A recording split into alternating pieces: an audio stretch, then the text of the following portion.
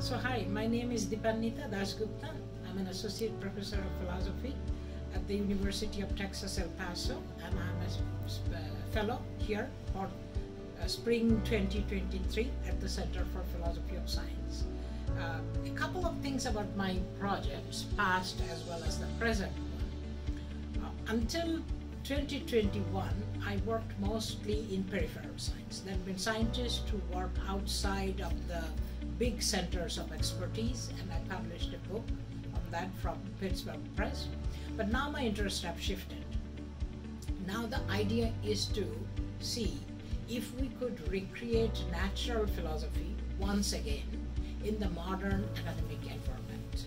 And the reason for this, I think, natural philosophy would be particularly good for today's science, 21st century science, which is somewhat different from the 18th and 19th century science. One difference is all the technologies it creates are exponential. That means they come very quickly and don't give you much time for decision making. Think of all the technologies that has been created recently, beginning with the smartphone, social media, and so on. So natural philosophy, which has wisdom practices, is different from science or STEM, which is focused mainly on expertise. Expertise is good, but it is not the best thing for decision making because expertise simply reinforces itself. So I have three parts in this natural philosophy project. I hope it can be done, but I'll try. So the three part is, one is trying to see if chemistry could be taught without so much physics, bringing in tools for humanities and tools of experience, taking change and transformation as the main interface. So I have some idea about that. Mostly general chemistry textbooks have a very linear structure if you look at the table of content. And that linear structure starts with significant figures and other measurements, then you are quickly introduced to atomic theory, then you have some big system talk like thermodynamics and so on, then you get into physics and you pretty much stay there, and you end somewhere in nuclear chemistry, at which point there is a clear bridge to biomedical sciences, radiation and so on. But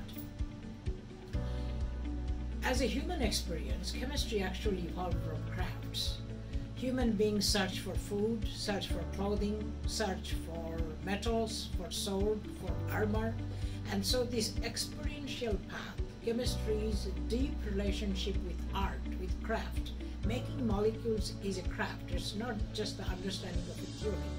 These parts are all left out. And the things that chemistry produces, the materials, the new materials, medication, everything else, we cannot make reasoned judgment about them in the absence of all that knowledge. And I've taken a few cues from Walt Hoffman, who has been doing this kind of chemistry for a long time, but also Peter Atkins, what is called caveman chemistry, produced by Kevin and Dunn. So in that case, chemistry, what they do in general is they use multiple tools.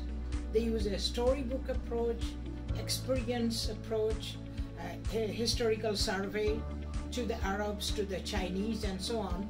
So I think the goal of chemistry really should be not the production of an industrial or research or academic chemist, but more the cultivation of a mixed community. So this kind of mixed community and cultivation of wisdom can be brought not only to chemistry, to other areas too. I have a colleague with whom I've started cooperating a little, and he wants to do the same thing for mathematics.